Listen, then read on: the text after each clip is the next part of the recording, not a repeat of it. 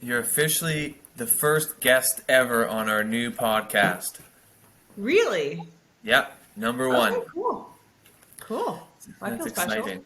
Yeah, I uh, I figure I started this. A lot of us are in so many cleaning groups, and questions are asked back and forth.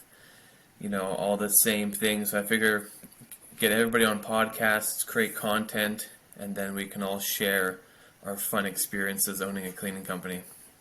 I love it.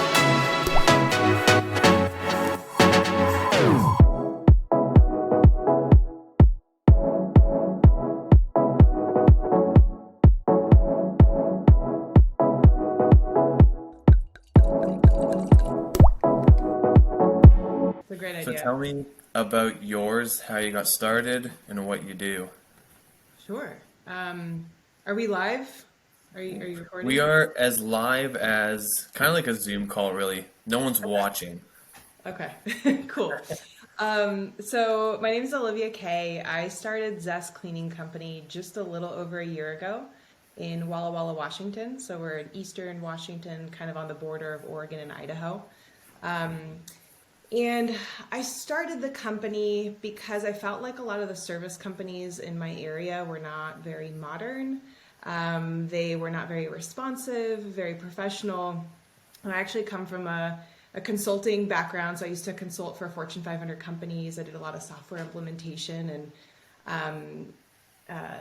worked with a lot of big companies. And I kind of wanted to bring that to Eastern Washington. And I've always had a passion for cleaning, just personally, and so I decided, hey, I'm going to start a cleaning company. So I started Zest Cleaning Company. You can see our logo here. Yeah. We're a premium commercial cleaning company in Walla Walla, Washington, and we primarily clean, car dealerships, wineries, restaurants, a lot of vacation rentals, and then we'll do a lot of move out cleans for realtors and property management companies as well. Yeah, nice. That's like a very similar story to us. I ran restaurants, never cleaned, moved to a smaller town, and it's like a town where everybody starts their own business. Everyone's their own contractor, everybody's their own electrician. There's no like large companies, but the one I worked for a construction company, and yeah, they never answer the phone. They're always fully booked. There's no, hey, I'm going to be late. And I was like, Yeah. man, it's insane. There's so much work where I live. A lot of people moving here. So everyone's like, oh, I got work. Like, I just won't answer the phone ever or respond to voicemails. And Yep. there's no real restaurants here. And I like making extra money. So I saw on Facebook some lady wanted her house cleaned. And I was like, oh, I'm not working today. So I went and cleaned her house and then came back and I was like, I'm just going to start a cleaning company. So I thought of a name, registered the business, got a Facebook page, and the main feedback I've gotten still to this day is you guys actually answer the phone and you actually show up when you say you're going to show up. Yep. That alone has been the biggest differentiator from us to basically any other service industry in the area I live, which is people are always like, how do I get more clients? How do I do this? Well, show up and people will talk about you. It's kind of wild. Yeah. I mean, I hate to say it, but the bar is pretty low. Yeah. So as you know, I have these uniforms, and it's funny because I was so insistent on uniforms. And my husband was like, no, no, no, you just need to get started. And I was like, no, I Yeah. need to have a logo. I need to have a website. I need to have uniforms. And now I have a Sprinter van with a big logo on it. So, that's kind of where all my money from last year went. Yeah. And it makes a big difference because I drive that Sprinter van around. I've got a really clean logo on it. And I have people just calling me nonstop because they see my van around town and they're like, wow, you're the only cleaning company in town who looks professional. Yeah. The only ones that doesn't come in like wearing sweatpants and smoking a cigarette before they come in your house. It's Yep. there's so many cleaning companies that are like one person, they have their clients and they basically created themselves a job, and that's just like what they do now. They do those people, and it's like one person drops off and like, hey, I got one extra opening Tuesdays in the afternoon, and it's it's in almost every industry. The entry is pretty low, especially cleaning. You got to buy some supplies. You're not buying table saws or extension cords and that expensive stuff. But the little details like uniforms and replying to people. When I made my Facebook page, I turned on the appointments where they got reminders through Facebook, like appointments. And the lady was like, "Holy cow, that was so professional that we got a reminder." And I was like, I literally did nothing except book you in Facebook, and it automatically does it for you.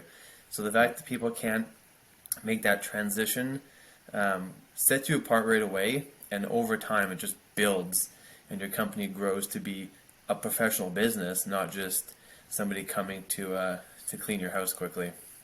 100%. And I think you mentioned something that's really important too, is that, people create a job for themselves a lot of times when they start these cleaning companies. And if I were to give any advice to anybody starting out, is hire like immediately. And I hire and I fire very quickly, which I need to work on that. But, I have a team of 6 cleaners now and a couple subcontractors that I, sub out windows or carpet cleaning to. Oh, yeah. But I got really burnt out at the beginning because I did all of the cleaning myself. And you just can't grow and scale a business. I mean, you could make $100,000 a year just cleaning houses if you wanted to, but you would have to, go to the chiropractor and masseuse and physical therapist every week because your body just hurts from doing all that. So do not recommend, and I highly recommend hiring as quickly as possible. Yeah, it's kind of wild. People like start a cleaning company, and like the issue I find is cash cleaners charge as much as us, even though they don't carry the risk that we carry.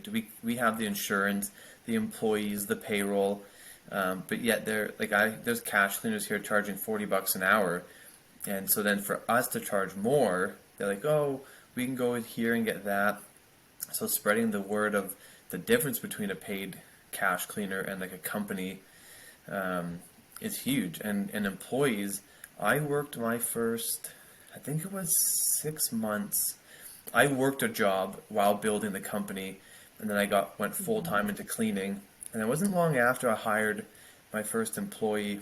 And it's learning that system, because if you're not pricing based on having an employee, you're going to hire an employee and basically make $0, and then I'm going to be stuck at, I have to clean to make the money. So it's starting the business initially with the idea of an employee taking over, and that way you can quickly scale to get more employees and not create a job for yourself, because the idea is to make money when you're not working, not have to work to make money. So it's kind of cool you that need to at least charge 2.5 to 3 times what you pay your employees. That's kind of what I've noticed. So I pay my employees between $18 and $20 an hour, and we go anywhere from $50 to $60 an hour, depending on the type of cleaning. So like it's $50 if it's an Airbnb and they supply all the cleaning supplies, and all they have to do is just show up. And it's $60 if we're bringing everything and it's a commercial client, but I have kind of different strategies for how I price things. Yeah, I took a cleaning course a while back, and it actually is what taught me and showed me that I can afford to hire. They gave you an Excel spreadsheet that they formulated, where you put in what you want to charge. You kind of still have to know estimated time it'll take to do cleanings, which I've never done by the square footage, so I don't know how people do that, but I kind of have built out now how long it takes just from experience. But it was, you put in the time, the price, the time, how many cleaners, the distance if you pay travel, then it told you your cost of goods sold, your gross profit, cost per cleaner, and all that. And once I built off that, I put in all the cleanings I had, I put in there, and I was like, oh, I'm making, if I were to hire somebody at this price, I'm still making X amount at the end of the month. So I was like, okay, so I can hire and still actually accumulate money. And so then I started hiring right away. And but we had to, that was That was before COVID, and I was paying like $17 an hour when minimum wage here was, I think it was like 13, and then it was just so hard to get cleaners. So then I went up to 20, and you're still getting cleaners, but they're like paying them more didn't make them any more qualified. Um, Yeah, and I've kind of noticed that too, because I live. Where do you live? I live in BC in Canada. In British Columbia. Okay. Yeah, Yeah. So here in Washington State, so we're close to you guys. yeah, We have one of the highest minimum wages. It just went up this year to 15.74. yeah. That's like us. Yeah, Yeah, and it's just like it's wild. I think California might be higher. It's maybe 17 or 18, but yeah, you're right. Like I've kind of played around with how much I pay my cleaners, and it doesn't really matter whether you pay them 17, 18, 19, 20. Like I thought starting everyone out at 20, people would become more motivated.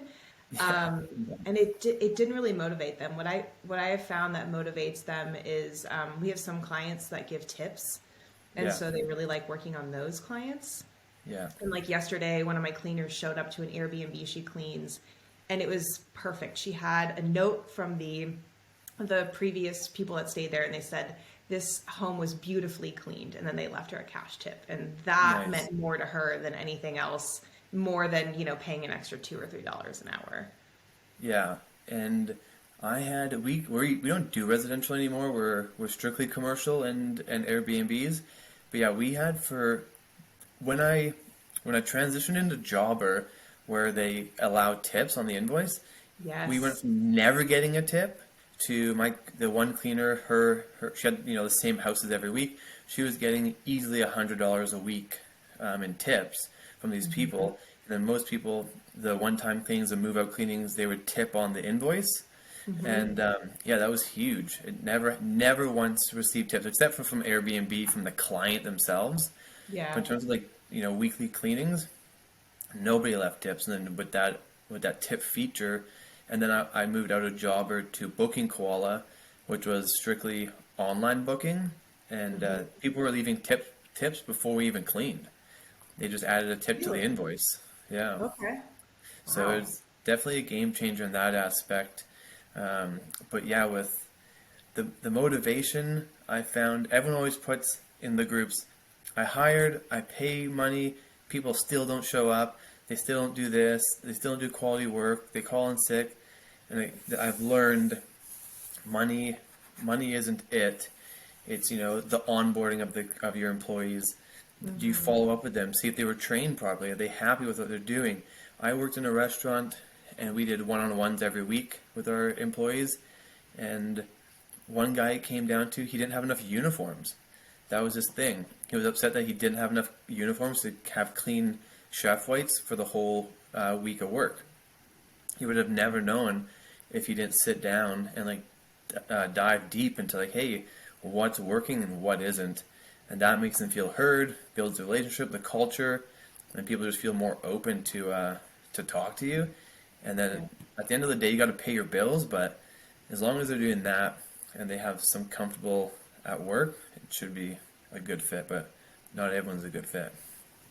100%. And I think I've hired over 12 people in the last year, and I've fired 6 of them. Yeah, So, and I hired 2 people in November, and they're already gone. yeah, So, and so I'm trying to refine my processes too, how I find people, how I interview them, making sure I call their references, making sure I understand who those references are, yeah, and, just not tolerating things. So one girl that I just fired, she started in November, and she called out sick probably 10, 15 times. And, once or twice, no big deal. I can move things around. But it got to the point where I had to start cleaning again because yeah, I just couldn't, I booked these 2 or 3 day long deep cleans because we'll do some really, really, really dirty homes after, we've cleaned out all the hoarding mess and things like that. So they're really dirty. And I was just killing myself, and she didn't have a car, so I'd give her rides. She would ask if she could move cleans around, from Friday to Saturday, and it just got to be unbearable. And I just said, why am I dealing with this?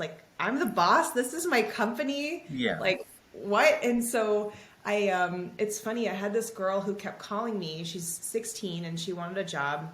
And she's like, no one will hire me because they don't have the permitting to hire 16-year-olds.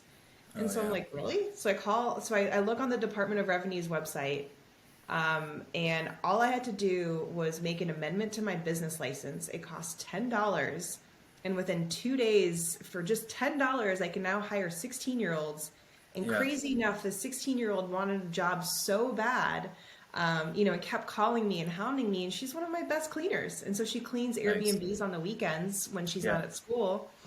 I don't pay her as much as the last cleaner, and she's so much better. So, as I'm building this company, I'm kind of learning like the types of people that I want to hire and not hire, and just Yeah. not tolerate, bad behavior, and stop feeling like I need to be desperate for people. Like there's plenty of people looking for jobs. I just have to find the right ones.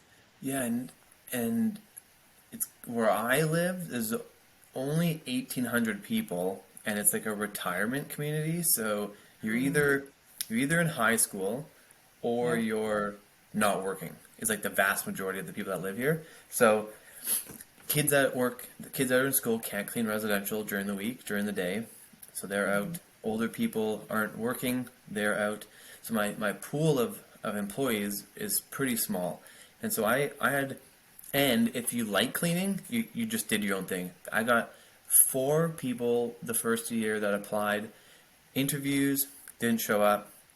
And now you see them in the groups, and people say, "Hey, I need a cleaner." You see them being tagged.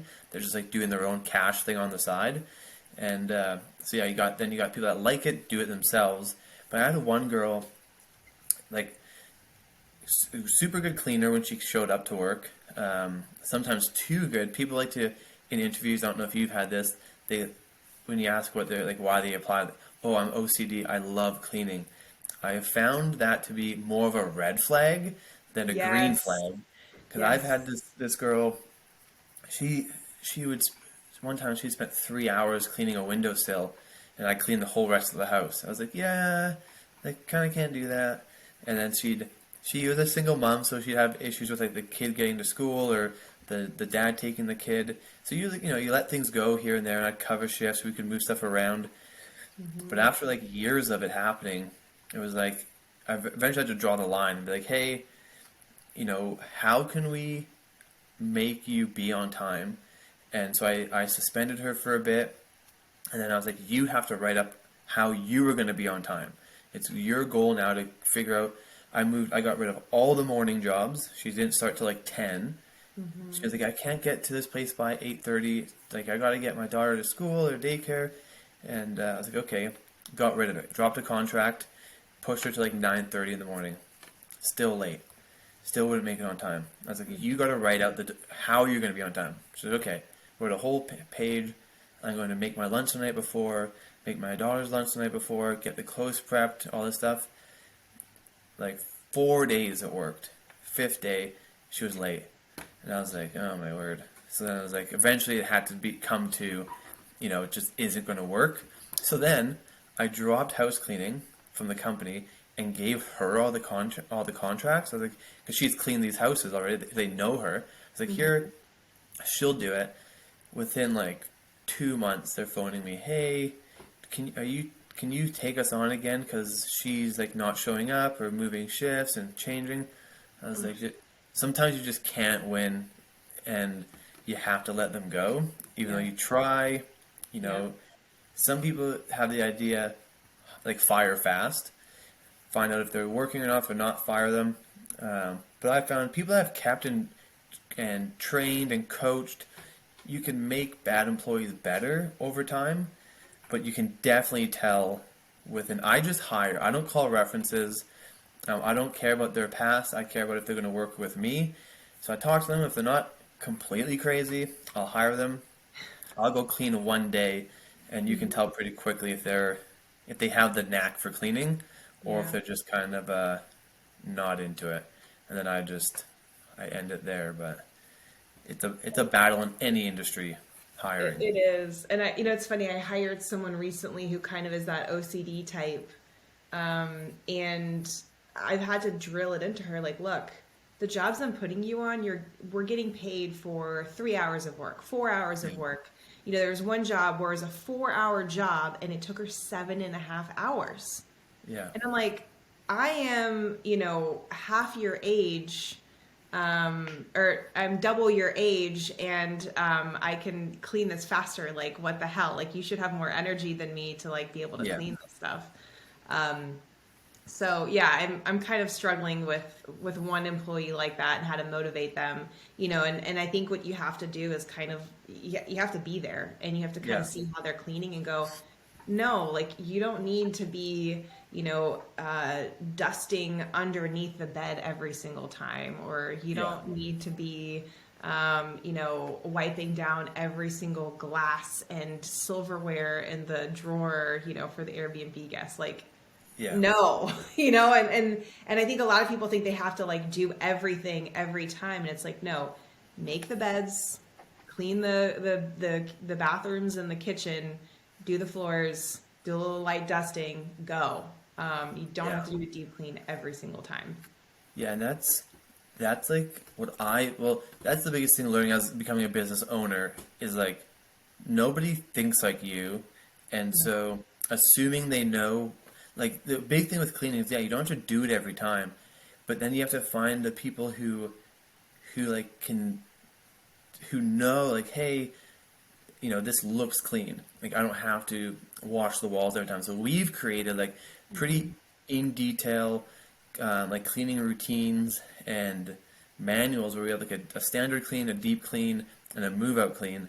And like the wording difference from, a deep clean we're washing baseboards, we're washing doors.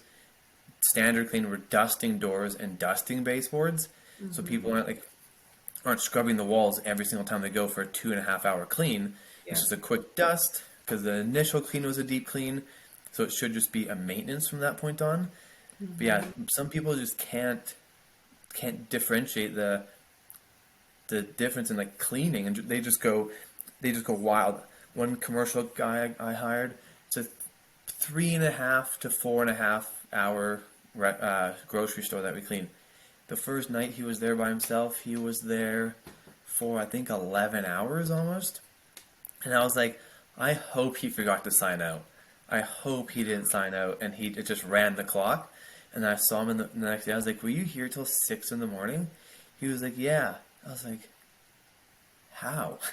I've never in my life had somebody be there anywhere near that long. But he swept every edge, mopped every corner, did like every single thing to the extreme.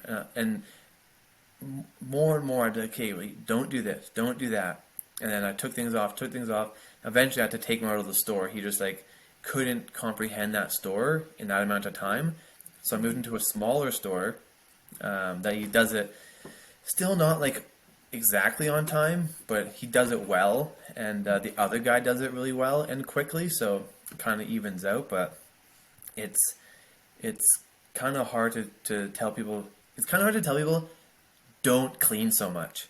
Yeah, or don't clean as well. Like, Yeah. Yeah. because you want to be, a premium cleaning brand, and you want people to think you do a great job every time, but it's like no one's going to notice if you didn't dust the baseboards this one time, or no one's Yeah. going to notice if you didn't wipe this one thing. Yeah. Like it's okay, and sometimes you kind of have to just do a visual check, and Yeah. like I had this one lady I've been telling you about. She's like, oh yeah, I just don't really look at my clock. I just kind of just clean. And I'm like, well, we're going to have to change that. You're going to have to look at your clock, because I have to pay you for the time that you're here. But if you're cleaning, a 4 hour property in 7 hours, that means I made zero money, and therefore Yeah. I can't have a business. I mean, I don't tell her that because employees don't really care. Yeah. But you have to kind of find a way to communicate that. It's kind of like, hey, if you can't clean it in this time, then maybe this is not the right job for you. Yeah, what I've come down to in some of those instances is we used to do this in restaurants, like time goals. So when I train with them, if you go and like retrain her, put her in the bathroom and say, hey, how long will it take you to clean this? And if she goes, oh, I can do it in 15 minutes. You go, okay, set a timer. Then when 15 minutes is up and she's only in the bathtub, you'd be like, hey, like, what do you think you could have done differently to finish this room in that recommended time? And then another thing I've noticed is people taking longer because they might want more hours. So one Yes. lady, she would always take longer, but when she needed to be done quickly, she'd get it done quickly. So I was like, okay, clearly you're working longer for more hours. And I was like, I can give you more hours if you could finish jobs on time consistently. I would know where I can give you more jobs. But since I don't know when you're going to be done ever, I can't put more jobs in because I don't know you're going to be done in time to go do it. And so, it's those conversations of, why are you taking so long? What can I do to help you be faster? Do you have the right training? Was the training done properly? Do you have the right tools you need? And then it can come down to those one-on-ones it could come down to a simple, oh, I don't have enough hours. Boom, you give her like 2 more jobs and she's now quick, right? It's a lot of the one-on-ones that a lot of people I talk to, they talk to their employees in passing at the office in the morning, at the end of the day, maybe a quick text, and they think that is where they're learning about their employees. And they're like, oh no, they're fine. I talked to them yesterday. They're like, yeah, things are great. Okay, what is great? What's great to them? Oh, I don't know. Okay, we'll probably dive deep into that and say, hey, the one-on-ones we had in the restaurants was the 2 first questions, how are things going? They're like, oh, things are good. What's good? They go, oh, work's fun. Okay, what else? And you keep saying what else until you get to what actually is good. And then the same, what's not working? What are you not enjoying? And you keep going until eventually it's, oh, I don't feel like I have the right training. And they go, oh, okay, so that's the real reason why this is happening. And it's a fine line of firing quickly and coaching appropriately to like the people that might be good, but it's all learning. It's all Yeah, the and learning. you really have to. I mean, I don't know about you, but I'm only my 1 year. I've just been in business for 1 year, so I'm really on site a lot. Yeah, Um, and the one clean that I was not on site for regularly is one where I had some pretty serious customer complaints. This is the girl they ended up firing. So this was a 4 hour job and she kept doing it in like 2.5 hours. And I was like, whoa, awesome. Like she's super speedy, doing it in a really quick time. And I'm charging for 4 hours. So this is like yeah, great, big money. margins. And I got a complaint and it was like, hey, you're not vacuuming. And I'm like, oh, and it's like 4,000 square feet. It's not Yeah, like a small property, right? yeah, And I'm like, oh, okay. And then I ended up actually firing that girl before we went back to that site. I brought my a new cleaner on. The owner pulled me aside and she said, hey, Olivia, I don't know if you know this, but the last girl that was here, she would come with her boyfriend in the parking lot and he would just hang out while she was cleaning and she'd kind of go in and out into the parking lot, hang out with him. And she was only here for 2.5 hours. And I'm like, oh my God, how freaking embarrassing. They have cameras. Every yeah. commercial property has cameras. So Oh, you yeah, think about that, right?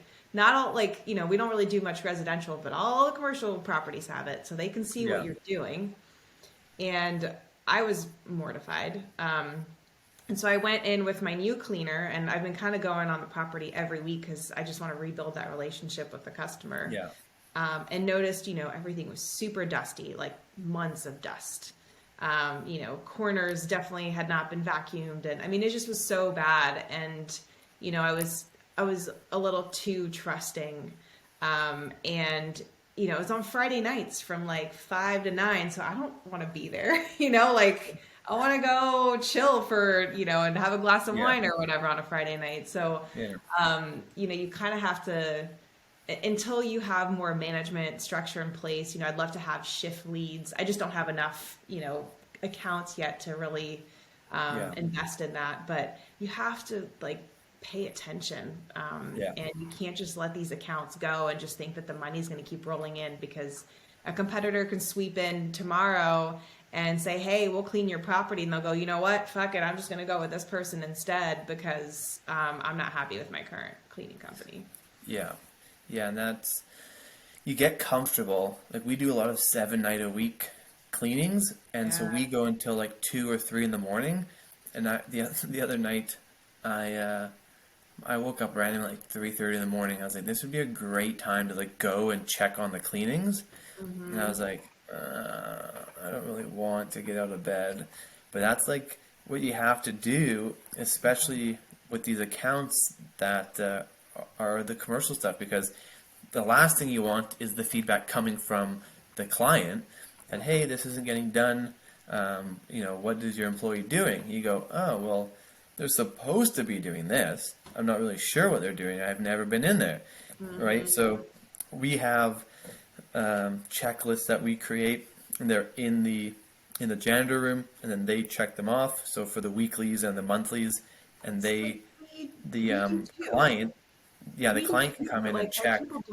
my people don't use those checklists. Like, how do you get people to use them? Because they'll be like, yeah, I looked at the checklist. And in Jobber, you have the checklist, you can submit the checklist, and people like don't do it.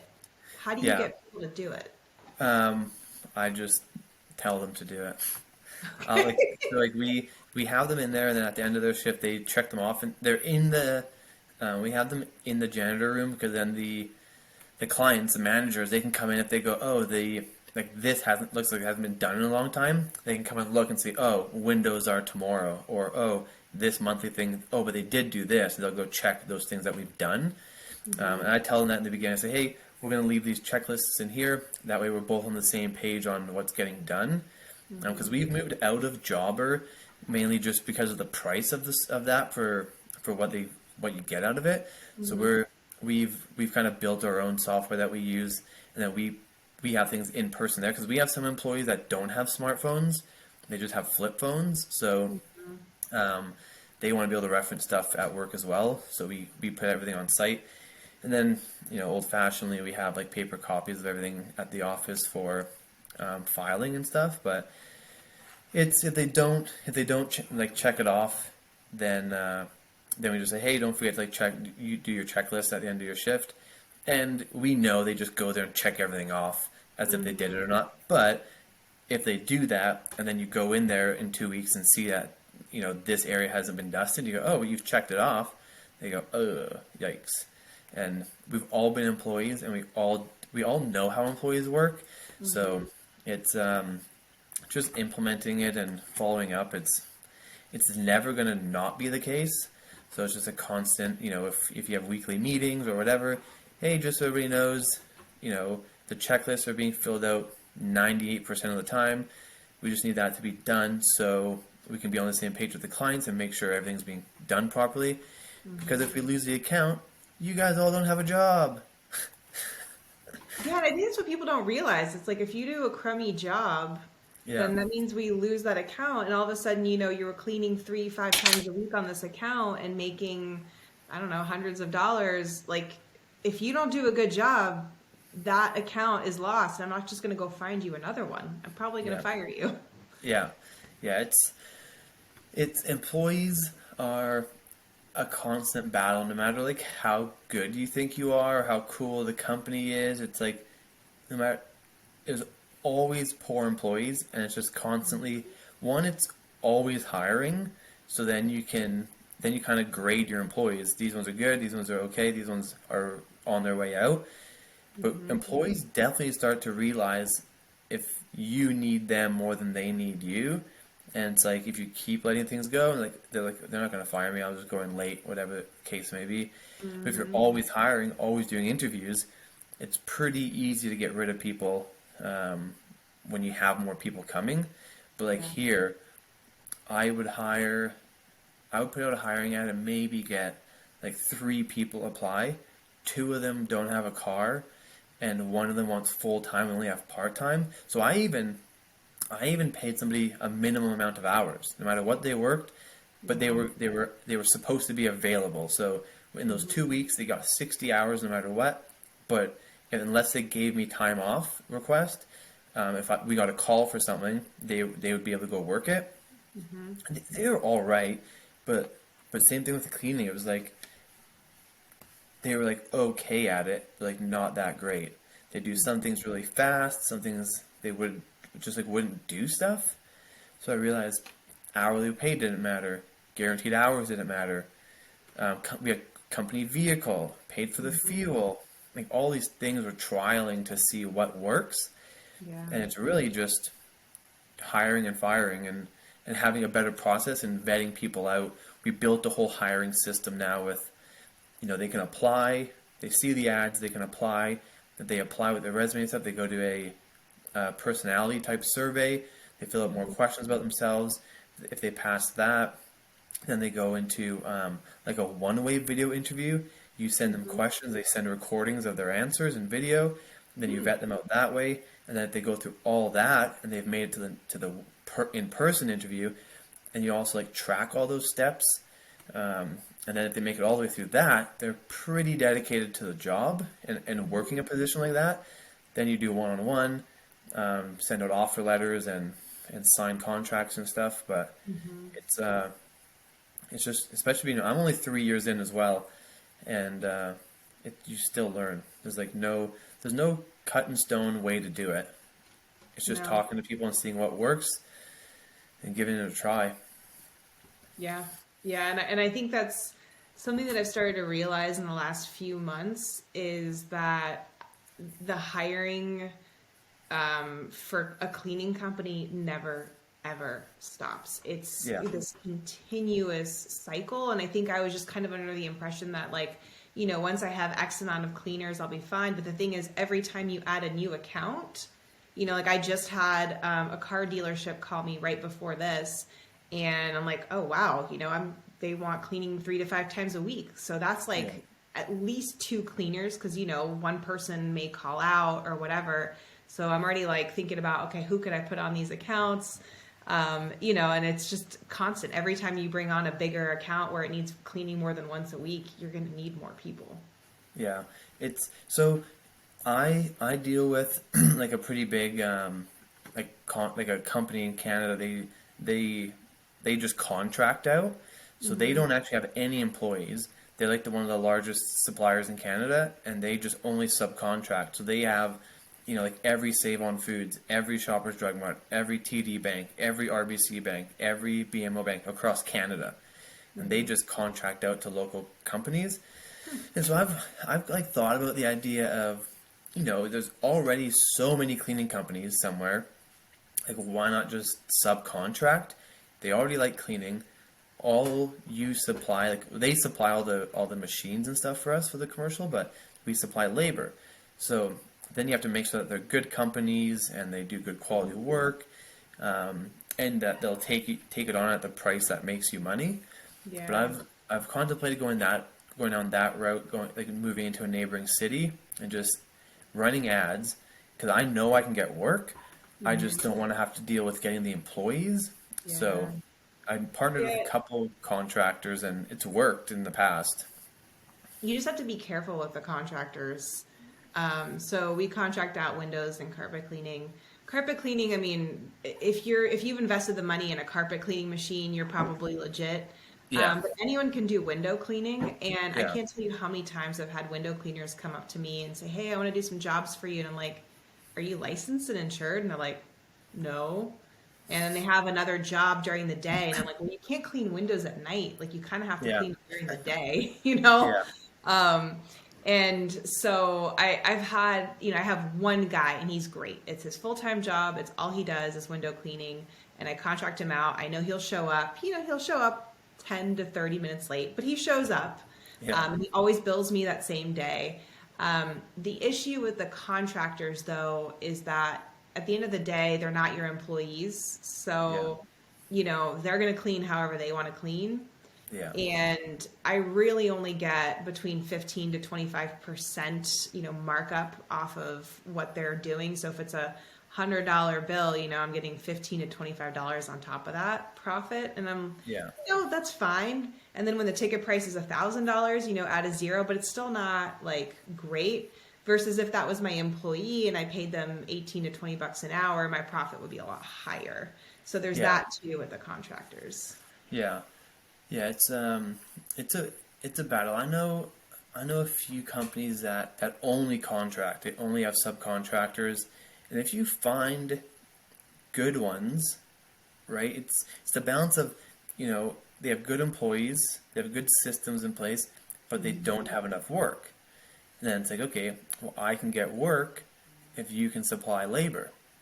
But yeah, it's a constant battle with employees and especially scaling.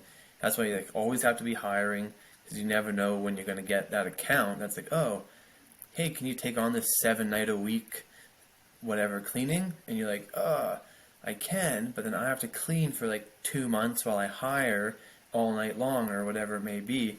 But yeah, constantly having people in the pipeline of hiring for when that call comes in, that's like, oh yeah, we can take it. We'll like funnel these employees into here, cover that here, and we'll start interviewing today. Do you have like any virtual assistants or anything, or is it just you?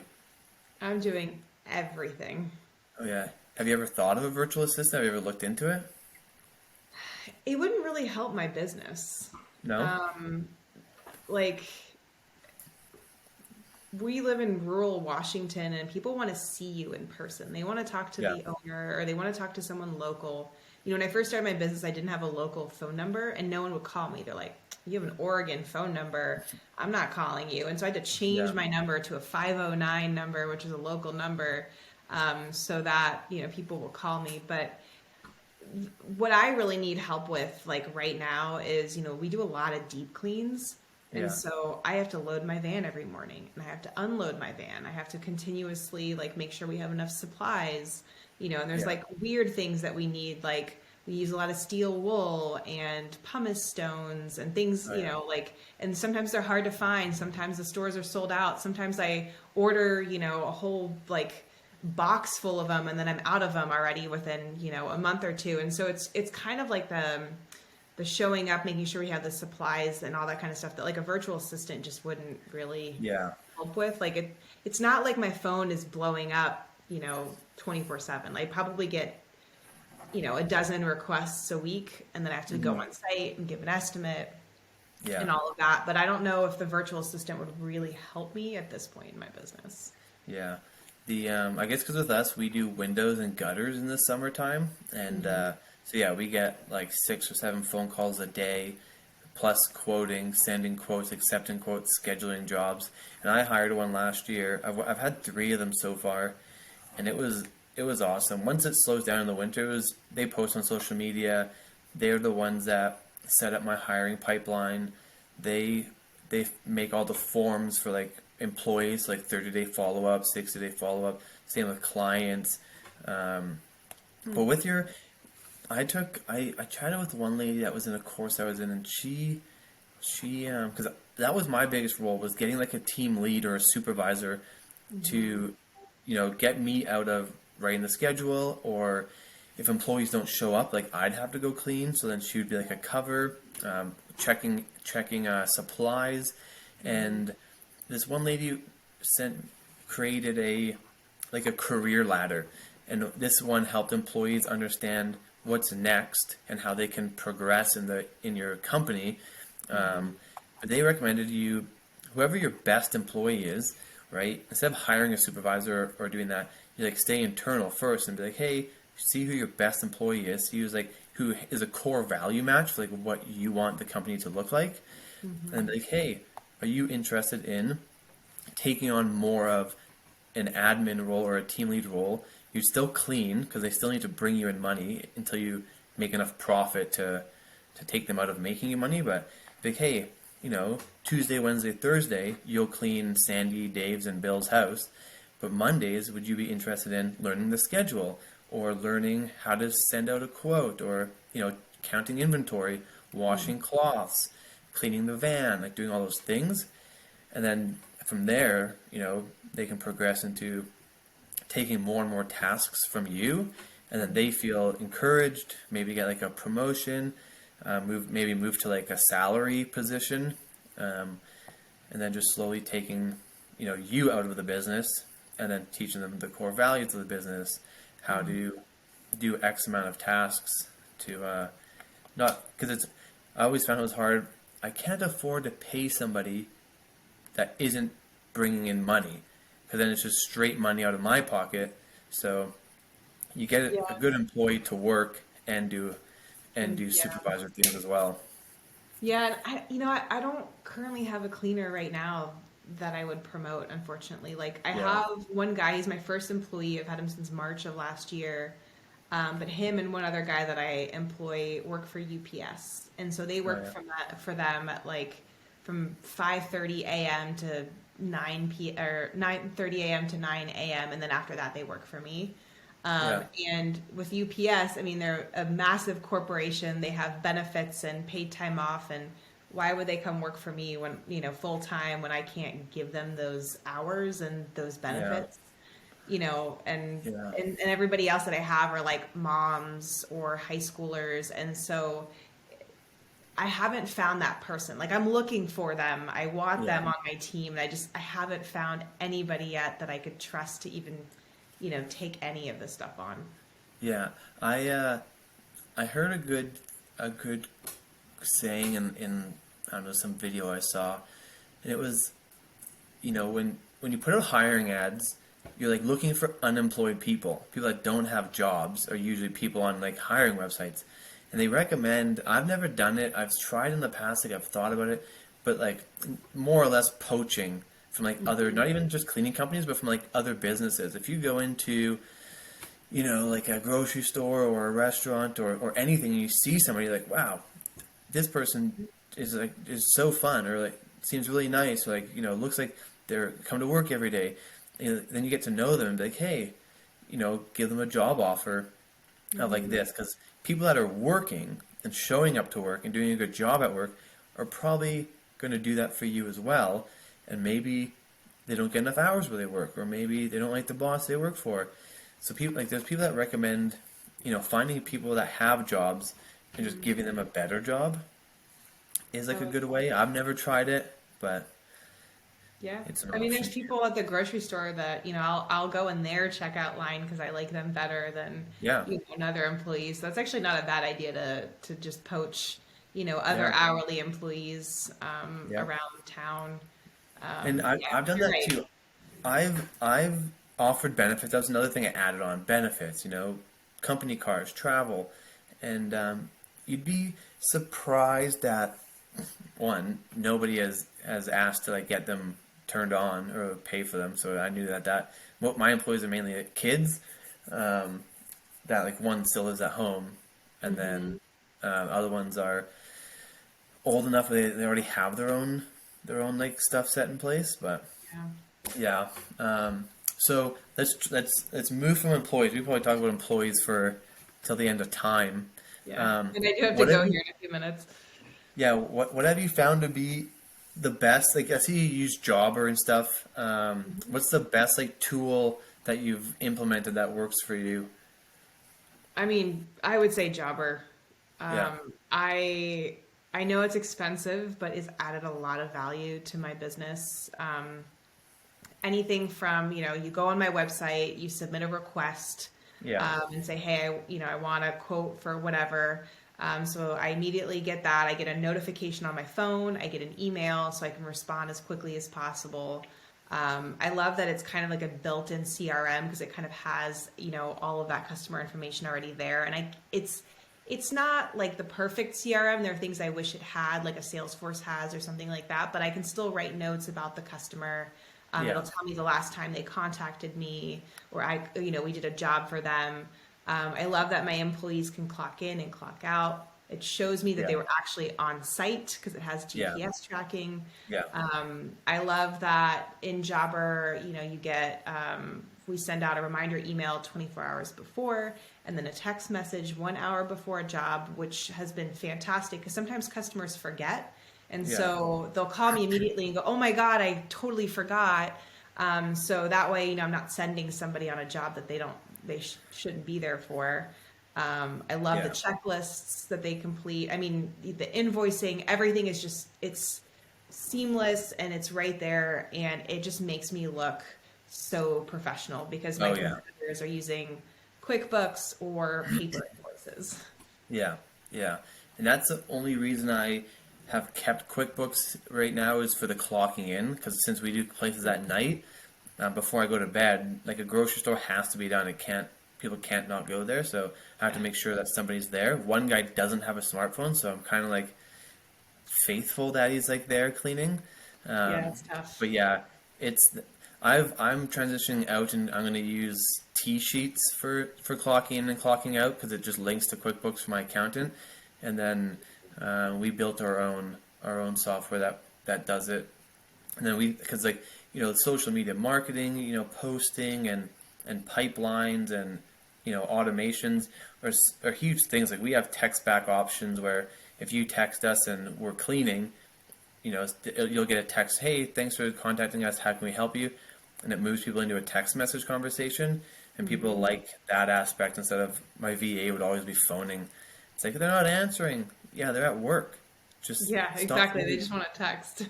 Yeah, stop phoning people. Just send them a text so you can do that. And is that the only one you've used as Jobber? Have you done like House Call Pro or like any of those other ones?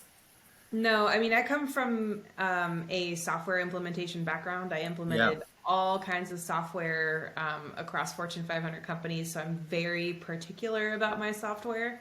yeah, And it's in my mind, it's Jobber is the best value, and I get so much out of it. I don't care if they charge me $1 million a year for it. I will pay it yeah, because it has added so much value to my business. yeah, yeah. And it's crazy how small of a addition it is for like the benefit, where you see people, yeah, still like writing hand notes and checks, and people that No, won't it's give you not their credit card. 1995. Yeah, yeah, and it's But like, Brad, I have to be somewhere yeah, in 10 minutes and I have to get in my van and drive. So I'd okay, love to keep chatting with you, but I do have to run. okay, we'll let this one go. It was good chatting. Likewise. Thank you so Okay, much for setting this up. you're welcome. We'll talk again, I'm sure. All right. See Okay, see ya. you later.